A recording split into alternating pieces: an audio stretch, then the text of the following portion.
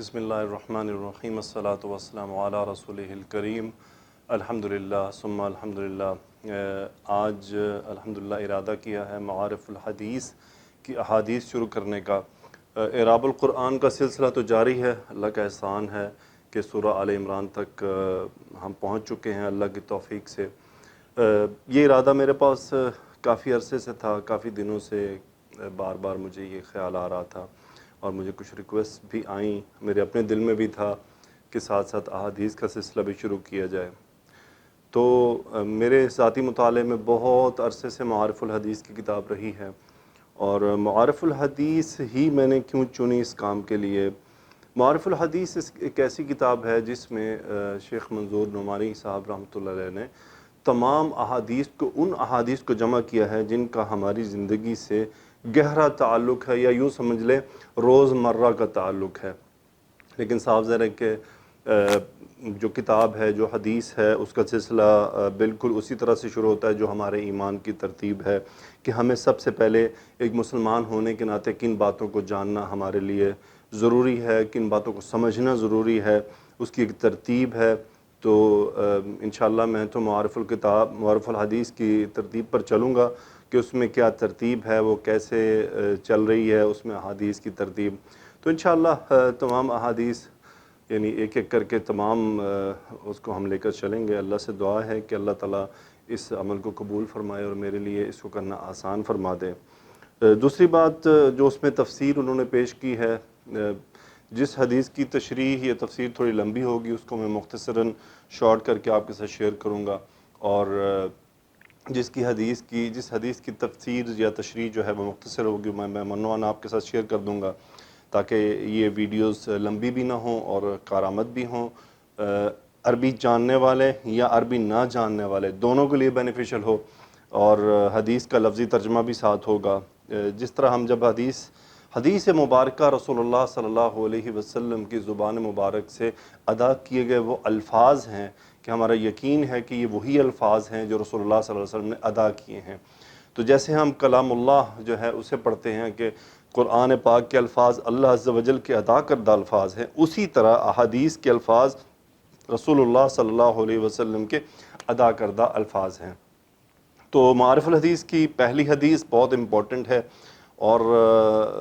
بہت سارے محدثین نے، بہت سارے دینی کتابیں لکھنے والے اس حدیث سے ابتدا کرتے ہیں، تو ہم بھی اسی حدیث سے ابتدا کر رہے ہیں۔ اس حدیث کو پہلے ہم جان لیں گے۔ اس میں دو چیزیں، ایک تو صحابی کے ساتھ جو رضی اللہ عنہ، اور رسول اللہ صلی اللہ علیہ وسلم کے ساتھ جو صلی اللہ علیہ وآلہ وسلم ہے، اس کو ہم فرسٹ ٹائم پہلی ہی حدیث میں کمپلیٹ کر لیں گے، اور پھر اس کا اعادہ نہیں ہوگا۔ باقی حدیث انشاءاللہ ہم آگے دوبارہ اس کو دیکھتے رہا کریں گے الفاظ کو، اور اللہ تعالیٰ مجھے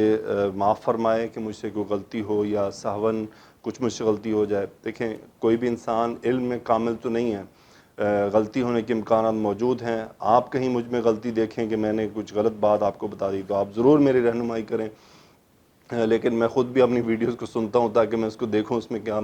غلط بتا گیا یا کیا کمی بیشی ہو گئی، تو انشاءاللہ اس کو ہم ریکٹیفائی کر لیں گے۔ تو بسم اللہ کرتے ہیں۔ پہلے میں آپ کے سامنے حدیث کی قرات کر دیتا ہوں کہ حدیث مبارکہ کیسے ہے، پھر اس کے بعد انشاءاللہ اس کی لفظاً جو ہے نا انالیسز۔ اعوذ باللہ من الشیطان الرجیم، بسم اللہ الرحمن الرحیم۔ عن عمر بن الخطاب رضی اللہ عنہ قال سمعت رسول اللہ صلی اللہ علیہ وآلہ وسلم یقول انما الاعمال بالنیات وانما لامرئ ما نوى فمن كانت هجرته الى الله ورسوله فهجرته الى الله ورسوله ومن كانت هجرته الى دنيا يصيبها او امرأة يتزوجها فهجرته الى ما هاجر اليه۔ تو یہ بہت پیاری حدیث ہمارے سامنے آ گئی، میں اس کی ابتدا کرتا ہوں۔ حدیث کے الفاظ شروع ہوتے ہیں عن عمر بن الخطاب، عن عمر بن الخطابی۔ عن سے پہلے ایک حرف جو ہے، ایک فعل محذوف ہے، روا۔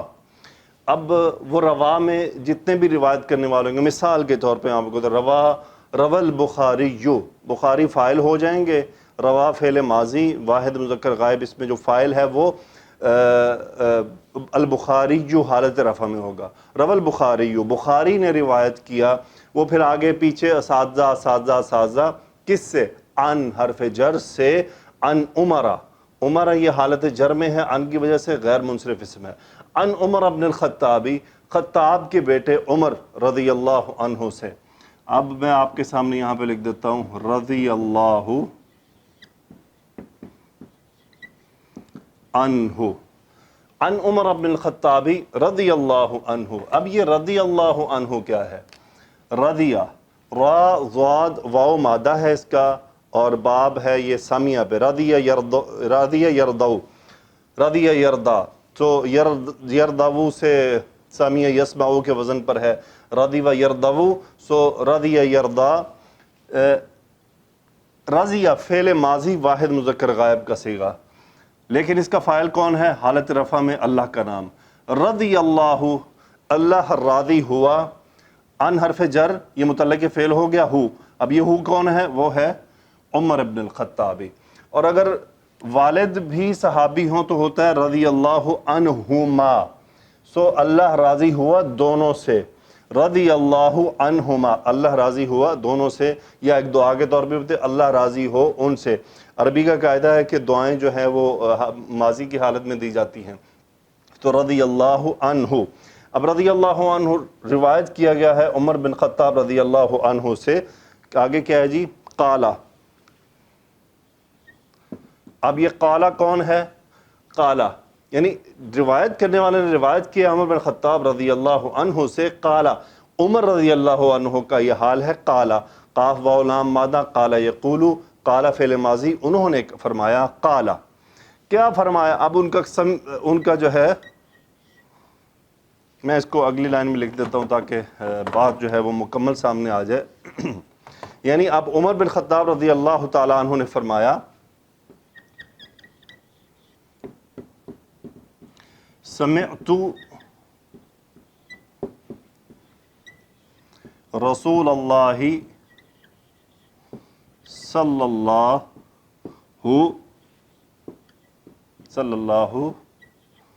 علیہ وسلم،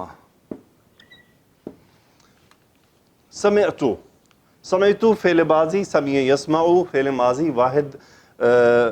واحد متکلم کا صیغہ، انا فاعل، سمعت میں نے سنا، یعنی عمر بن خطاب فرما رہے ہیں میں نے سنا، کیا سنا؟ سمعت رسول اللہ، حالت نصب یہ مرکب اضافی رسول اللہ، مفعول سمعت، سمعت رسول اللہ میں نے رسول اللہ صلی اللہ علیہ وسلم کو سنا۔ اب یہ صلی اللہ علیہ وسلم کو ہم دیکھ لیتے ہیں، صلی یصلی، صلی یصلی دعا مانگنا جسے ہم کہتے ہیں نا، نماز پڑھنے کے بھی دعا کے عربی میں یہ دعا کے میننگ میں آتا ہے، حالت رفع باب تفعیل صلی یصلی، صلی اللہ، اللہ حالت رفع فاعل صلی۔ اب جب رسول اللہ صلی اللہ علیہ وسلم کے لیے یہ اللہ تعالیٰ کی طرف ہم اس کو منسوب کر رہے ہیں تو وہاں یہ دعا مانگنا نہیں بھائی، اللہ کی رحمت نازل ہونا ہے، صلی اللہ علیہ، اللہ حرف جر، اور ہی کون ہے؟ رسول، صلی اللہ علیہ، اللہ کی رحمتیں ہوں ان پر، عطف مزید صلی کے ساتھ کیا ہے؟ سلم یسلم باب تفعیل، سلامتی ہونا، اللہ کی رحمتیں ہوں اور سلامتی ہو ان پر۔ اب اس میں آپ وآلہ ہی کر لیں گے تو ان کی اولاد پر، وأہل بیتہ ہی اور ان کے گھر والوں پر، وازواجہ ہی اور ان کی ازواج پر، واصحابہ ہی اور ان کے صحابہ پر، تو یہ سب پھر ہم بیچ میں اگر آپ شامل کرنا چاہیں تو یہ تو حدیث میں ہوگا سمعت رسول اللہ صلی اللہ علیہ وسلم یقول۔ عمر رضی اللہ تعالیٰ عنہ فرماتے ہیں میں نے سنا رسول اللہ صلی اللہ علیہ وسلم کو فرماتے ہوئے، یقول، قال یقول فعل مضارع جمع مذکر واحد مذکر کا صیغہ غائب ہوا اس کا فاعل، اور وہ بیسیکلی کیا ہیں؟ رسول اللہ صلی اللہ علیہ وسلم، یقول انہیں فرماتے ہوئے سنا، کیا فرماتے ہوئے سنا؟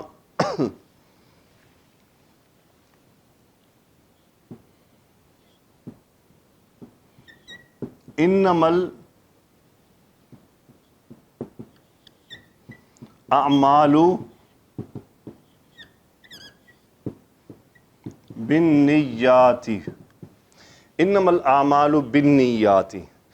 پہلے ہم دیکھ لیتے ہیں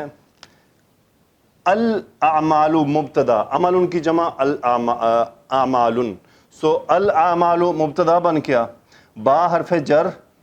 اور نیت کی جمع نیات،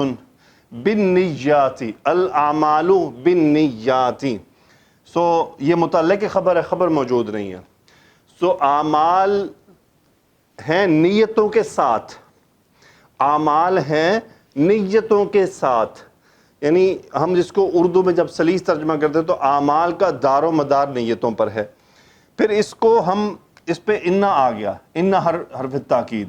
تو بن گیا تھا ان الاعمال بالنیات، یقیناً اعمال نیتوں کے ساتھ ہیں، اعمال کا تعلق نیتوں کے ساتھ ہے۔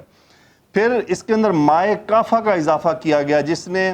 انا کا ایفیکٹ روک لیا اور اس کو حالت رفع میں ہی رکھا، اور اس سے کیا ہوا، جو جملے میں تبدیلی کیا آئی، حصر کا مفہوم پیدا ہو گیا، جس سے ہم مطلب لیتے ہیں انما الاعمال بالنیات، اعمال کا تعلق صرف نیتوں کے ساتھ ہے، یعنی اعمال کا دار و مدار صرف اور صرف نیتوں کے ساتھ ہے، نیتوں کی امپورٹنس ہے اعمال کے ساتھ۔ حدیث کو آگے لے کر چلتے ہیں، آگے ہے جی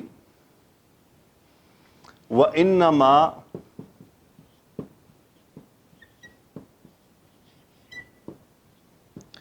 لِكُلِّ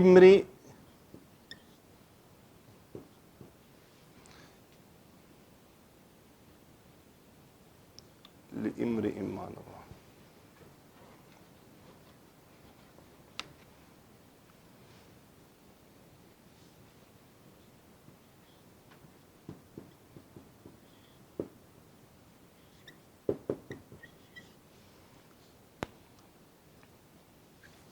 وَإِنَّمَا لِامْرِئٍ مَّا نَوَىٰ، اب یہاں پہ تھا لِامْرِئٍ مَّا نَوَىٰ، دیکھیں یہاں پہ کیا ہے، یہ ما موصولہ، نوا ینوی، نون واو یا مادہ، نوا ینوی نیت کرنا، نوا فعل ماضی، واحد مذکر غائب، ہوا فاعل اس کا، ما نوا، سو جو اس نے نیت کیا۔ اب پیچھے آ جائیں، لِامْرِئٍ مَّا نَوَىٰ، لام حرف جر، یہ متعلق خبر شروع میں آیا ہوا ہے، لام حرف جر، امرؤن ایک آدمی، کوئی آدمی، لِامْرِئٍ کسی آدمی کے لیے ہے، ما نوا جو اس نے نیت کی۔ اب یہ متعلق خبر ہے اور یہ مبتدا مؤخر ہے، ان حرف تاکید آ گیا، اب جملہ بننا تھا ان لِامْرِئٍ مَّا نَوَىٰ، یقیناً آدمی کے لیے وہ ہے جو اس نے نیت کی، پھر مائے کافہ آ گیا سیم اسی کی طرح، تو اس کا عطف کس کا ہے، اس کے اوپر ہے، وَإِنَّمَا اور انما لِامْرِئٍ مَّا نَوَىٰ، اور آدمی کے لیے صرف وہی ہے جو اس نے نیت کی، اور آدمی کے لیے صرف وہی ہے جو اس نے نیت کی۔ حدیث مبارکہ کو آگے لے کر چلتے ہیں،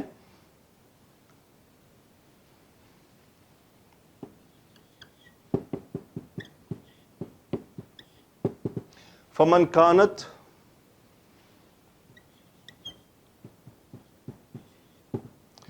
ہجرتہ الی اللہ ورسولہ،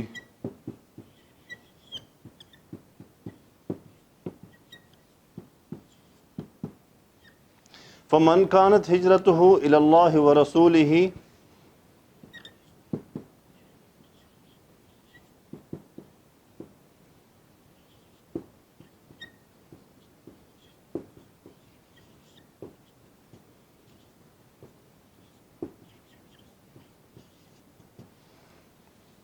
فمن كانت ہجرته الى اللہ ورسولہ فہجرته الى اللہ ورسولہ۔ ہاں جی، من فا استئنافیہ نیا جملہ شروع ہو رہا ہے، من موصولہ کے طور پر آ گیا جو کا مطلب میں، کانت کانا یکونو سے، کانت واحد مؤنث اس کا جو ہے وہ فاعل ہے، اس کا کانا یکونو کا بیسیکلی اسم اور خبر ہوتی ہے، سو کانت واحد مؤنث ہے، اس کا اسم کون سا ہے، وہ ہے ہجرتہ، مرکب اضافی کنسٹرکشن ہے، اس کی ہجرت، کانت ہجرتہ، اب یہ ہجرت حالت رفع میں ہے، یہ اس کا اسم ہے، کانت ہجرتہ، اس کی ہجرت تھی، اللہ، الہ حرف جر، اللہ مجرور، اللہ کی طرف،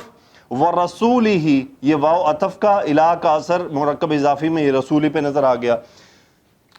فمن، یہاں پہ ہم دیکھیں من کو فی الحال بھول کر کریں، کانت ہجرتہ الی اللہ ورسولہ،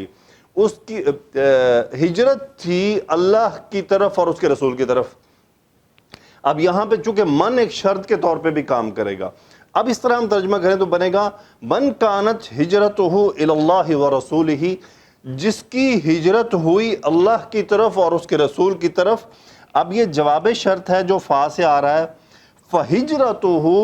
تو یہ مبتدا بن گیا، ہجرتہ الی اللہ ورسولہ، یہ متعلق خبر بن گیا، پس ہجرت اس کی ہوئی اللہ کی طرف اور اس کے رسول کی طرف۔ یعنی جس نے قصد کیا اللہ اور اللہ کے رسول کی طرف ہجرت کرنے کا شرط کے طور پر، تو جواب شرط یہ ہے کہ واقعی اس کی ہجرت ہوئی اللہ اور اللہ کے رسول کی طرف، کیونکہ اس نے نیت اسی کی تھی۔ حدیث مبارکہ کو آگے لے کر چلتے ہیں جو ان دونوں جملوں میں فرق کرے گا۔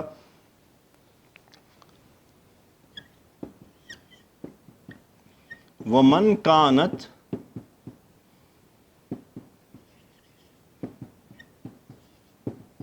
ہجرتہ الی دنیا، الی دنیا یصیبہا،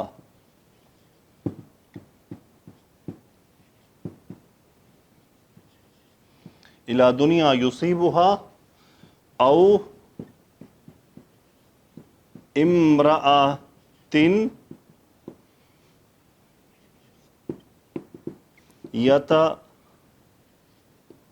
یتزوجہا، اور عطف ہے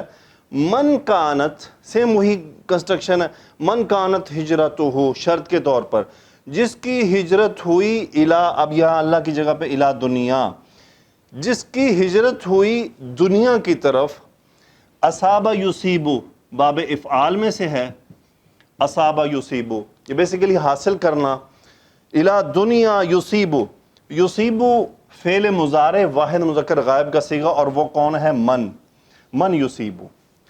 ہاں مفعول، یہ ہاں کیا ہے؟ دنیا کی طرف، جو کہ دنیا مؤنث ورڈ ہے۔ من کانت ہجرتہ الی دنیا، جس کی ہجرت ہوئی دنیا کی طرف، یصیبہا، اس کو حاصل کرنے کے لیے، او یا پھر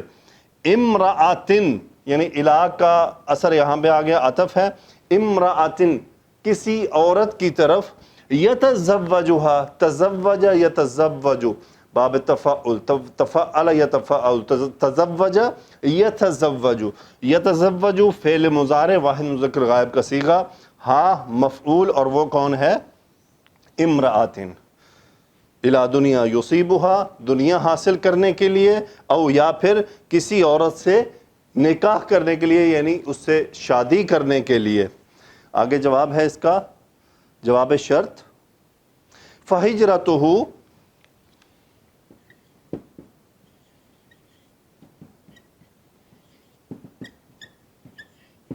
ما ہاجر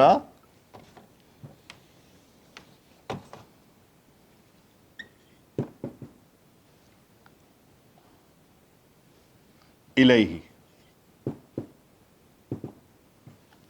فہجرتہ، اب یہ فا جواب شرط ہے، ہجرتہ، اس کی ہجرت، ما موصولہ، ہاجر یہاجر باب مفاعلہ، فاعل یفاعل، سو ہاجر یہاجر ہجرت کرنا، ہاجر فعل ماضی واحد مذکر غائب، اس نے ہجرت کی، ہوا اس کا فاعل، ما ہاجر الیہ، تو اس کی ہجرت ہوئی ما، جو اس نے ہجرت کی، الیہ، اس کی طرف،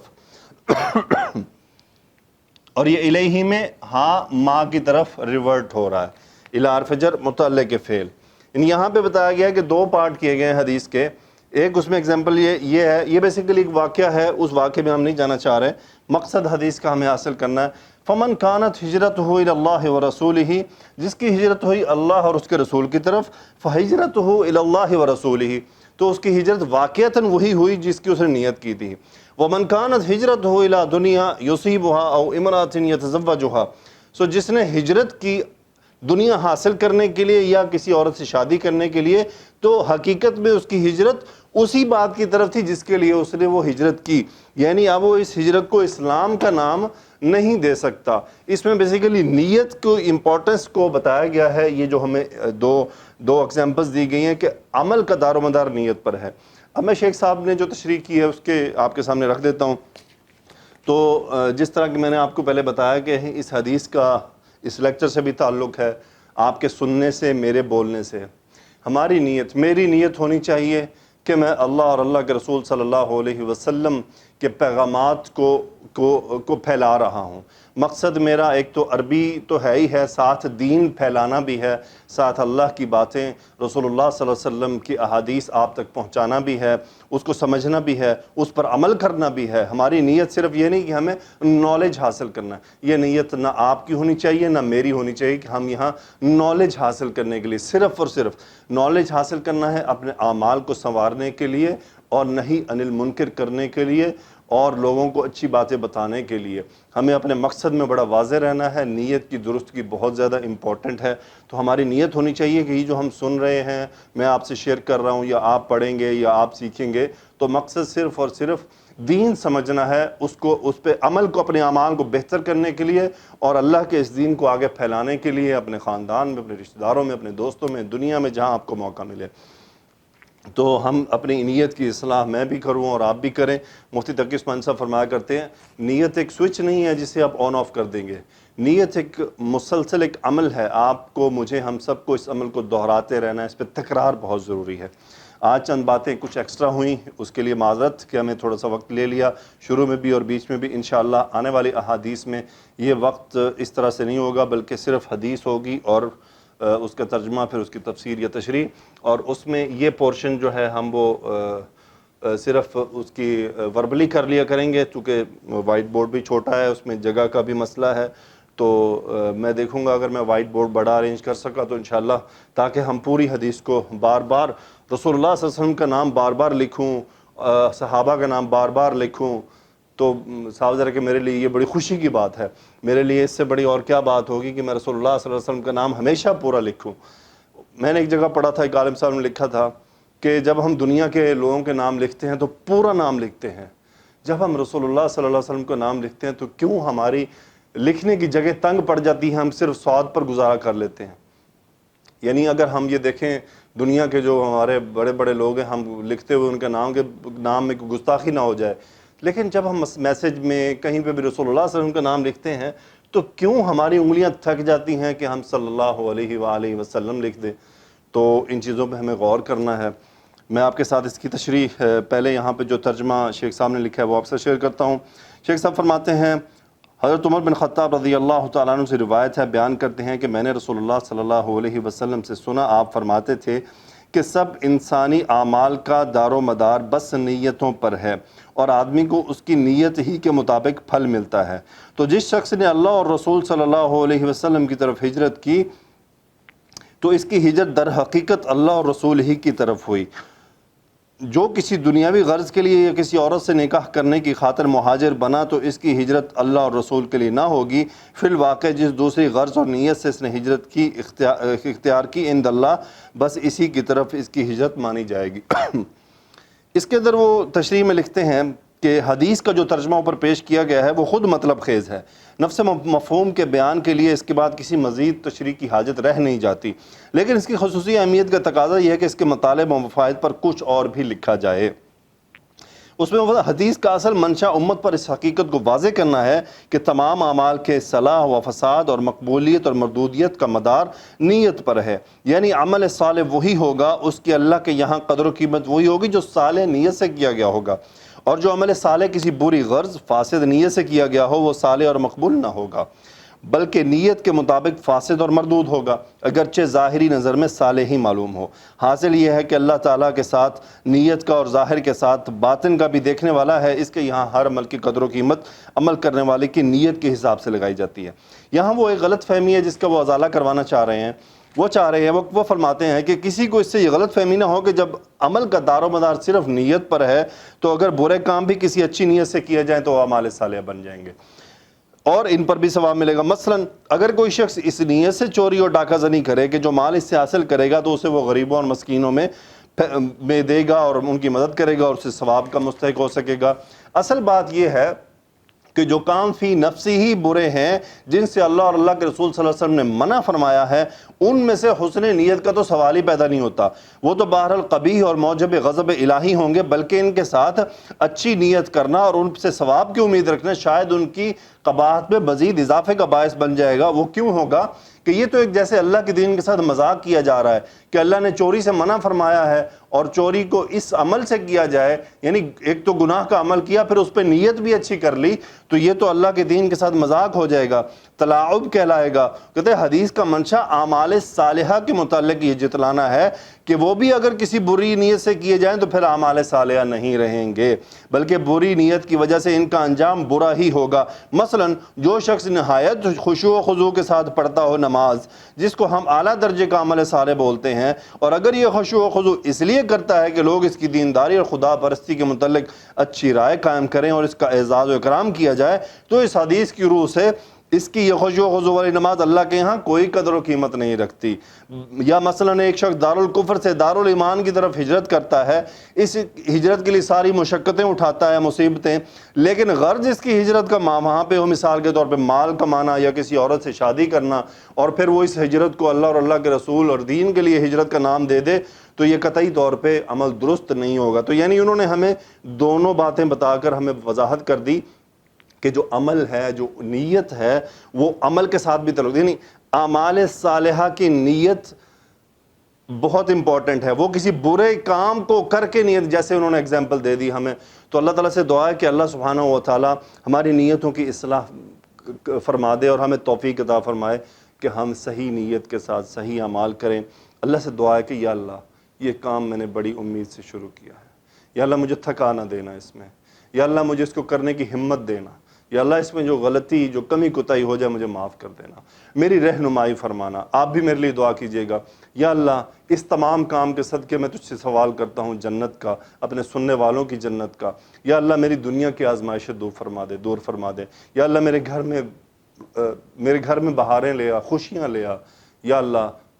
میں چاہتا ہوں کہ میری ازواج اور میرے اولاد بھی تیرے راہ میں اسی طرح کا دین کا کام کریں۔ یا اللہ میری یہ خواہشیں ہیں۔ یا اللہ مجھے دنیا کی کوئی خواہش نہیں ہے، دنیا مجھے معلوم ہے میرے نصیب میں تو نے لکھ دی ہے،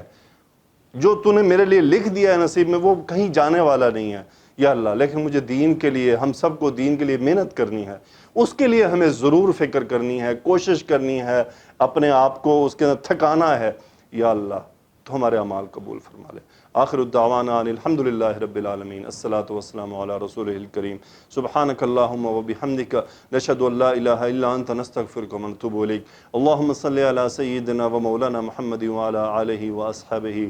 آمین یا رب العالمین۔